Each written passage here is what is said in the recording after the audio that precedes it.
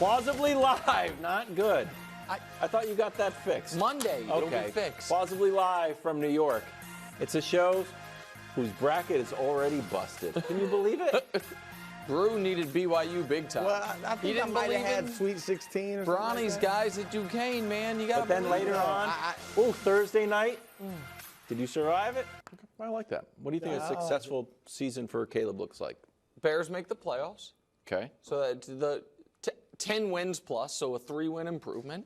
He sets the Bears' all-time record for passing yards in a season, which sounds ridiculous, but then I tell you it's 3,838.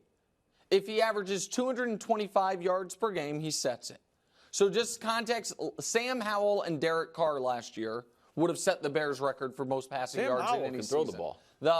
He threw for a ton. And so, they both threw for right around 3,900. Sam had some big games, then quieted off, missed some time. But so, yeah, I mean, and that we leave the season wondering if Caleb is the best young quarterback in the NFC, which right now would be between Jordan Love, Jalen Hurts. Brew would probably include Brock Purdy. I would not. That's a successful season. Like that, and when I say young quarterback, I feel like Stafford is, nearing the end, and so CJ, he would take C.J. Stroud's NFC. Exactly. Sort of Right now, Jordan. I think most people. I don't know if most people. Some would say Jalen Hurts, some would say Brock Purdy, and some would say Jordan Love. Like that's the young NFC quarterback triumvirate that he joins that, and I think maybe goes to the top of it, depending on Jordan Love could ascend even higher.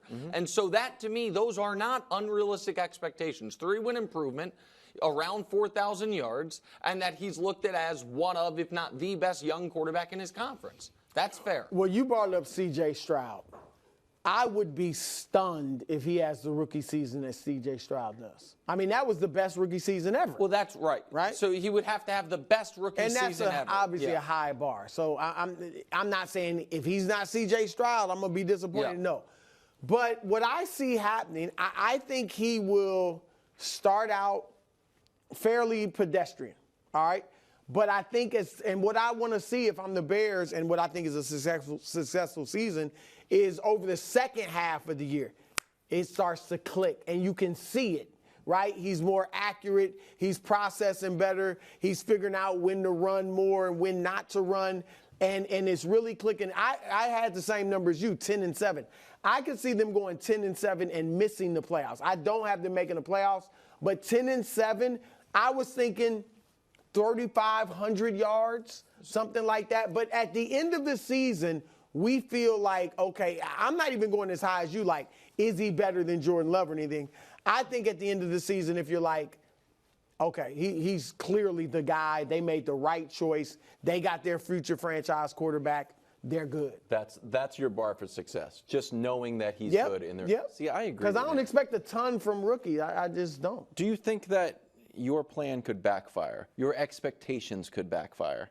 What do you mean? Where if they, if they go 7-10, well, that the pressure, not only that there's external pressure, but it feels like he has, won the Heisman. We talked to him at the Super Bowl, and he had very high. He's like, I'm going to try to cut down even more on my interceptions. I think he only had 5.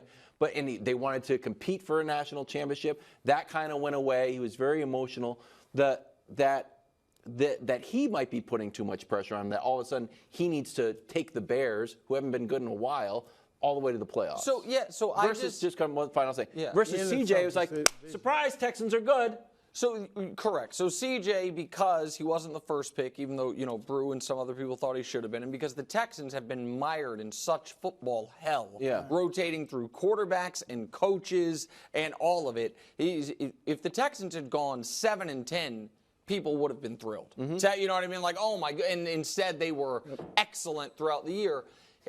You guys know I'm not a quarterback wins guy. So I think, yes, there could be a season where Caleb has a great year and answers the question Brew's talking about, and the Bears do only win 7 games. If that happens, then what's unfortunate for Caleb is if that happens, now he's probably going to be on that. It's my second year and my second head coach.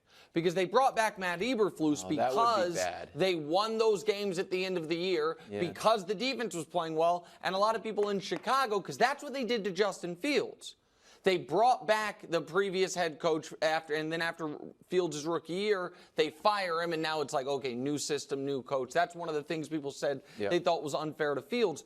But I don't think if all of a sudden the Bears defense takes a big step back from where it was last year, or if the division, like you've talked about, is really, really good, and the Bears don't make the playoffs, I don't think people are going to be like, he's not the guy. No. I think it will be more about how he looks and what his stats are.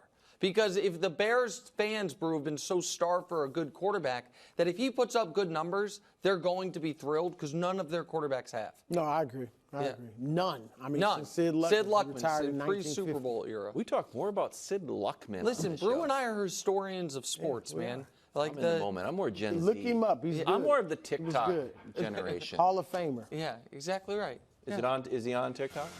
Highlights? His games weren't on TV. But. Court drawings or something? It's Monday morning headlines. Nick, you're the opening act. All right, we know in the NFL, the lead story for every event is what did the Chiefs do? Because they are the imminent dynasty. So, at 32, he's a good lad. Chiefs steal McConkey, falls to 32, the perfect shifty slot receiver to go along with Hollywood and Rashee Rice. Terror spreads through AFC. What was a weakness now a strength. Maybe that's wide receiver trio in football once they add him at 32. Best wide receiver. I'm just letting you know, watch Lad McConkey highlights. Oh, watch him. What do you got? Okay.